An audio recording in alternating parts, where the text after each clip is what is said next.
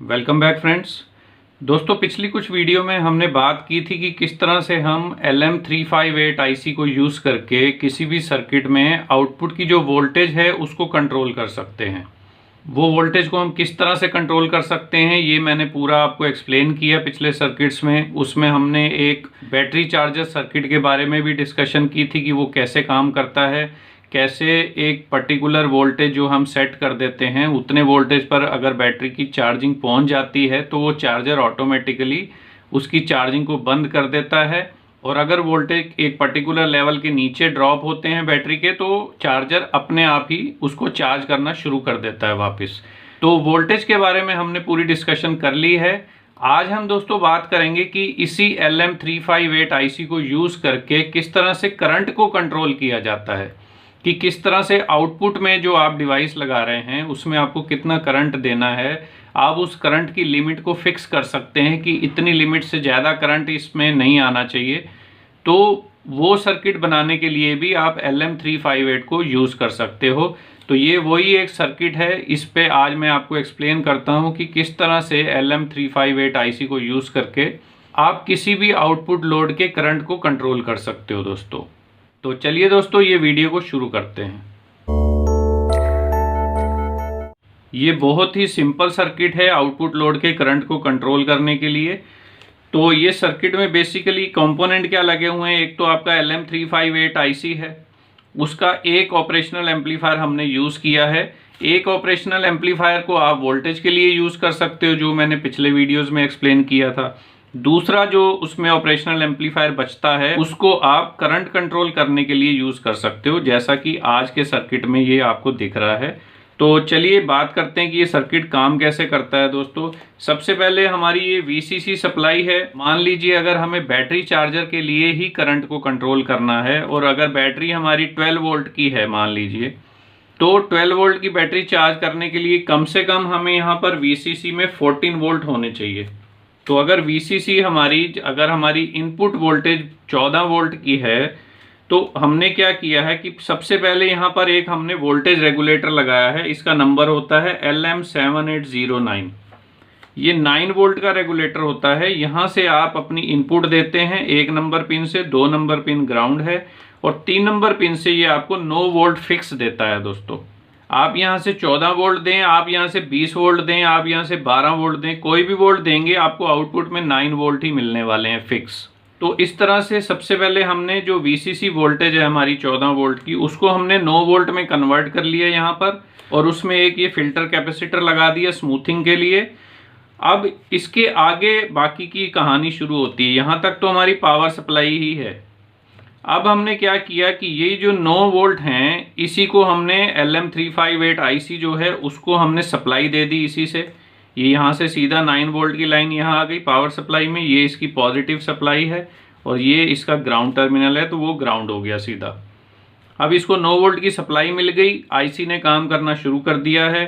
अब हमने यहाँ क्या किया है दोस्तों, आप देखेंगे यहाँ ग्राउंड और जो मेन पॉजिटिव लाइन है इसके बीच में हमने एक प्रीसेट लगाया है। यहाँ पर 50 किलो ओम का एक प्रीसेट यहाँ लगाया है। क्यों लगाया है, यहाँ पर हम एक वोल्टेज डिवाइडर बना रहे हैं ताकि हम इसकी 3 नंबर पिन जो है, जो इसकी पॉजिटिव पिन है इस कंपैरेटर की, उसको हम रेफरेंस वोल्टेज दे सकें एक फिक्स। तो यहाँ से हमने ये एक प्रीसेट लगा के वोल्टेज डिवाइडर बनाया, उसकी सेंटर टैप से हमने सीधा 3 नंबर पिन को कनेक्ट कर दिया है। उसके बाद में इसी कंपैरेटर की जो आउटपुट पिन है 1 नंबर, वहाँ से हमने एक रेजिस्टेंस लगाई 1 किलो ओम की, और उस 1 किलो ओम की रेजिस्टेंस से हमने यहाँ एक मॉसफेट लगाया N चैनल का, उसके गेट पे कनेक्ट कर दी है। और मॉसफेट का जो ड्रेन है उस ड्रेन को हमने लोड के नेगेटिव टर्मिनल पे कनेक्ट कर दिया है। पॉजिटिव टर्मिनल तो सीधा ही आ रहा है लोड के लिए।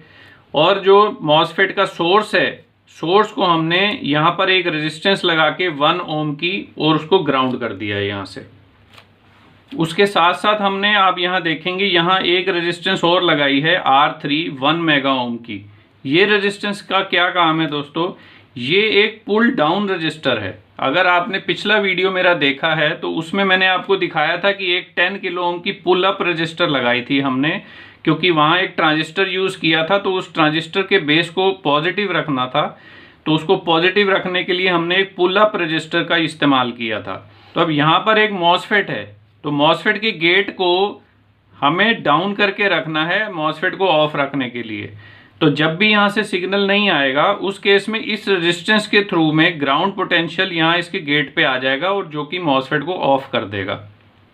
और जब भी यहाँ से पॉजिटिव सिग्नल आएगा तो उस पॉजिटिव सिग्नल की वजह से आपका गेट जो है वो पॉजिटिव हो जाएगा और मॉसफेट आपका ऑन हो जाएगा दोस्तों। अब मॉसफेट क्या काम करता है? मॉसफेट एक स्विच ही है, वो स्विच की तरह काम करता है। यहाँ से जो ग्राउंड लाइन आ रही है इसको इस तरफ की लाइन से कनेक्ट करने का काम मॉसफेट करता है। तो अगर आपने इस लोड को ऑन करना है तो उसके लिए कंडीशन क्या है कि पॉजिटिव सप्लाई तो उसको डायरेक्ट ही मिल रही है, नेगेटिव सप्लाई उसको चाहिए ऑन होने के लिए। और नेगेटिव सप्लाई कब ऑन होगी? जब ये मॉसफेट ऑन होगा। जब मॉसफेट ऑन होगा तो ये ड्रेन और सोर्स को कनेक्ट कर देगा, दोनों लाइनों को। तो करंट जो है, ये जो ग्राउंड है, यहाँ से इस रेजिस्टेंस के थ्रू और इस मॉसफेट के थ्रू होता हुआ यहाँ तक पहुँच जाएगा और आपका जो लोड है वो ऑन हो जाएगा। पर अब दोस्तों सवाल ये है कि करंट को हम नापेंगे कैसे यहाँ पर? क्योंकि अगर ऑप एम्प के बारे में पढ़ा हो, अगर आपने LM358 IC के बारे में कुछ पढ़ा हो तो आपको ये पता होगा कि इसकी जो इनपुट होती हैं वो सिर्फ और सिर्फ वोल्टेज से चलती हैं। इसको करंट नहीं चाहिए इस IC को, इसकी करंट कंजम्पशन बिल्कुल ज़ीरो होती है। ये सिर्फ और सिर्फ वोल्टेज डिफरेंस से ही काम करता है। तो अगर ये वोल्टेज डिफरेंस से काम करता है तो हम यहाँ से करंट कैसे इसको दे सकते हैं?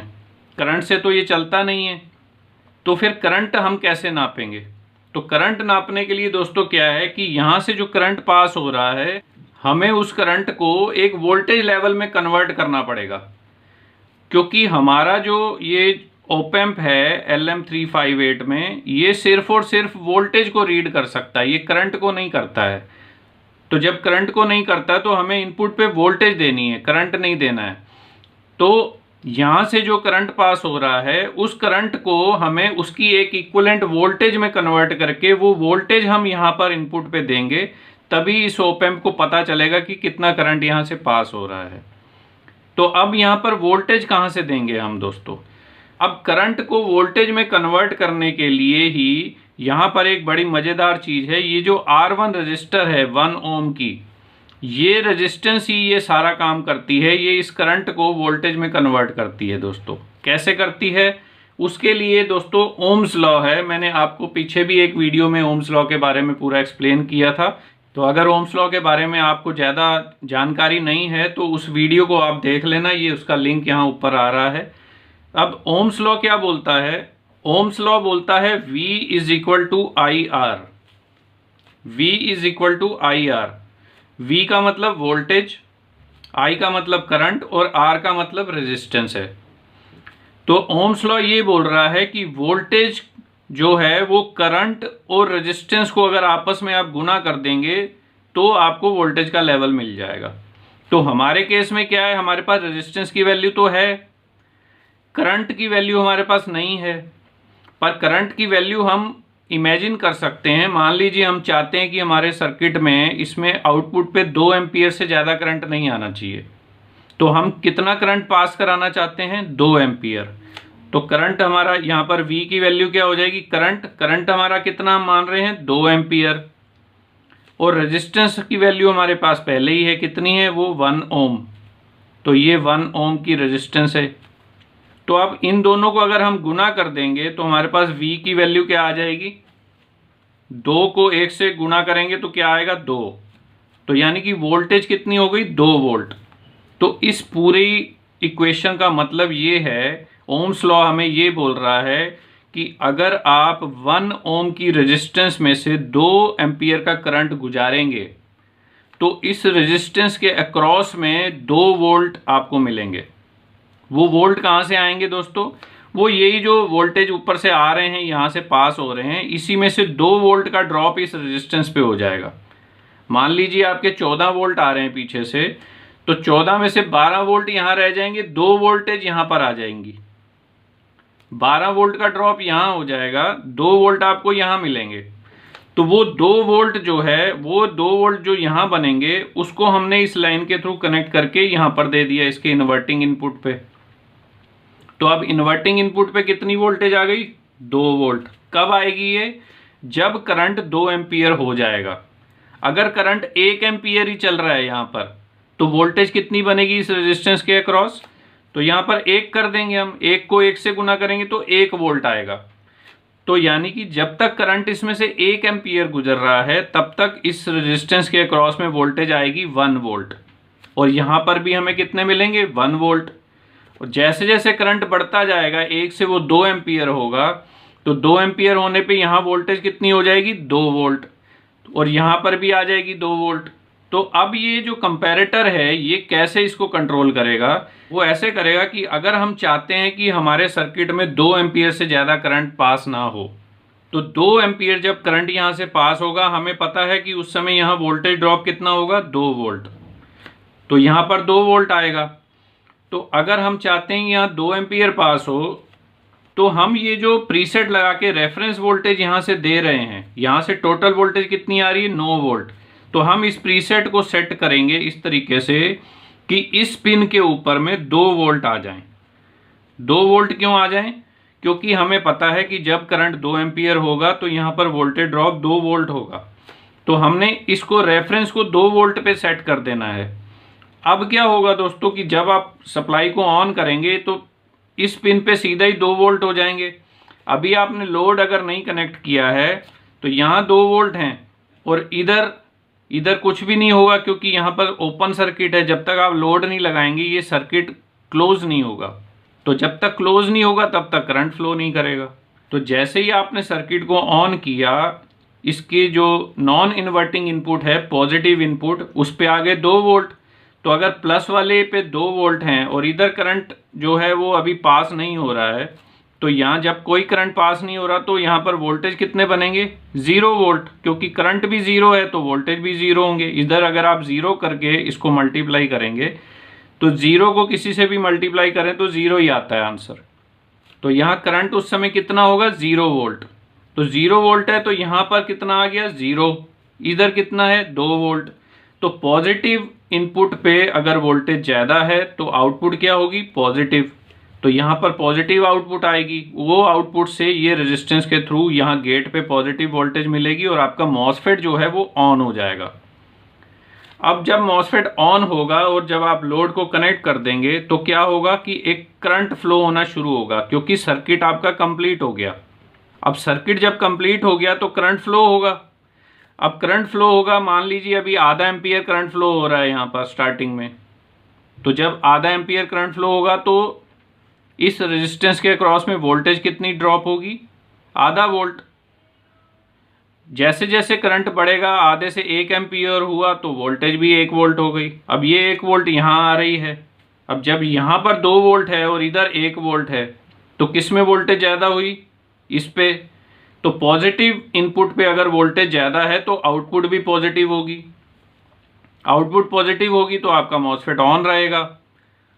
तो मॉसफेट ऑन है तो आपका करंट फ्लो होता रहेगा। अगर आपने लोड ही उतना लगाया है जो 1 एम्पियर ही लेता है तो ये आपका सर्किट ऑन ही रहेगा, ये इसको कट नहीं करेगा। क्यों नहीं करेगा? क्योंकि हमने इसकी लिमिट को 2 एम्पियर सेट किया है। तो 2 एम्पियर से जब तक करंट नीचे रहेगा तब तक ये इसको बंद नहीं करेगा मॉसफेट को। अब मान लेते हैं कि अगर आपका लोड ज़्यादा करंट लेने लग जाता है किसी वजह से, या आपने ज़्यादा लोड कनेक्ट कर दिया, तो जब 1 एम्पियर से करंट 2 एम्पियर जाएगा तो ये क्या होगा? यहाँ वोल्टेज कितनी हो जाएगी? 2 वोल्ट। तो ये 2 वोल्ट इधर आ जाएंगे। अभी भी किस में है ज़्यादा? अब बिल्कुल 100% इक्वल तो होंगी नहीं दोनों, कोई एक तो ज़्यादा रहेगी। तो अगर ये ज़्यादा है तो ये इसकी सप्लाई को ऑन रखेगी और 2 एम्पियर करंट फ्लो होता रहेगा। अब करंट क्या है? हमारी लिमिट पे आ गया है जो हमने सेट की है 2 एम्पियर। अब जैसे ही ये 2 एम्पियर से 2.1 एम्पियर होने की कोशिश करेगा, यानी कि बढ़ने की कोशिश करेगा करंट, तो यहाँ वोल्टेज ड्रॉप भी बढ़ेगा। जो पहले 2 वोल्ट हो रहा था वो 2.1 वोल्ट हो जाएगा। तो जैसे ही वोल्टेज ड्रॉप 2.1 होगा तो इस लाइन पे क्या होगा? यहाँ पर नेगेटिव इनपुट पे 2.1 वोल्ट हो जाएगी 2 वोल्ट से। अब क्या हुआ? यहाँ तो 2 वोल्ट है, यहाँ 2.1 हो गया। तो वोल्टेज किस पे ज़्यादा हो गई? नेगेटिव इनपुट पे। तो नेगेटिव इनपुट पे वोल्टेज जैसे ही बढ़ेगी तो आउटपुट क्या होगी? नेगेटिव हो जाएगी। तो जैसे ही आउटपुट नेगेटिव होगी ये गेट इसका नेगेटिव हो जाएगा और मॉसफेट आपका बंद हो जाएगा। यानी कि जैसे ही करंट ने 2 एम्पियर से ऊपर जाने की कोशिश की, यहाँ पर वोल्टेज बढ़ेंगे और उसकी वजह से ये मॉसफेट ऑफ हो जाएगा। तो मॉसफेट के ऑफ होने से क्या होगा कि इस लोड पे 2 एम्पियर से ऊपर करंट जाते ही वो इस लोड को डिस्कनेक्ट कर देगा। अब जैसे ही लोड को उसने डिस्कनेक्ट किया तो क्या हुआ, करंट फ्लो होना बंद हो गया। करंट जो 2.1 एम्पियर तक पहुंच गया था वो वापस ड्रॉप होने लगेगा, क्योंकि सर्किट ब्रेक हो गया है, ये स्विच बंद हो गया, लोड पे कोई करंट जा नहीं रहा है। तो 2.1 से वो वापस जैसे ही करंट नीचे आएगा वैसे ही वोल्टेज भी यहाँ ड्रॉप होंगे। तो जैसे ही वोल्टेज ड्रॉप होंगे ये वोल्टेज फिर से ज़्यादा हो जाएंगे और ये फिर से ऑन कर देगा मॉसफेट को। तो मॉसफेट ऑन होगा, फिर से करंट फ्लो करने लगेगा। और अगर वो लोड ज़्यादा लेगा 2.1 से जैसे ही ऊपर जाने लगेगा, ये फिर से यहाँ 2.1 वोल्टेज होंगे, वोल्टेज बढ़ेंगे और ये इसकी आउटपुट लो हो जाएगी, उसकी वजह से मॉसफेट बंद हो जाएगा। तो इस तरह क्या होगा कि 2 एम्पियर से जब भी करंट ऊपर जाने की कोशिश करेगा ये मॉसफेट को ऑफ कर देगा। मॉसफेट ऑफ करते ही ये आपका लोड डिस्कनेक्ट हो जाएगा, करंट फ्लो होना बंद हो जाएगा और करंट वापस नीचे आ जाएगा। जैसे ही करंट नीचे आएगा ये फिर से मॉसफेट को ऑन कर देगा। तो इस तरह से ये ऑन ऑफ यहाँ चलता रहेगा और आपका सर्किट जो है लोड तक किसी भी सूरत में करंट को 2 एम्पियर से ऊपर जाने नहीं देगा। जब भी वो ऊपर जाएगा वो उसको बंद कर देगा, बंद करते ही करंट नीचे आएगा वो उसको फिर से ऑन करेगा और करंट फिर से फ्लो होने लगेगा। और ये सिलसिला बार बार लगातार चलता रहेगा और आपका जो लोड है उस पर करंट आपका 2 एम्पियर ही फिक्स रहेगा, उससे ऊपर नहीं जा पाएगा वो। और ये जो स्विचिंग होती है दोस्तों ये इतनी फास्ट होती है कि आपको यहाँ पर पता भी नहीं चलेगा कि किस समय मॉसफेट बंद हो रहा है और किस समय ऑन हो रहा है, लेकिन वो करंट को आपके कंट्रोल कर लेगा और 2 एम्पियर से ऊपर जाने ही नहीं देगा। अब इसी सर्किट में एक और फीचर ऑटोमेटिकली आ जाता है, वो कौन सा है, वो है ये शॉर्ट सर्किट।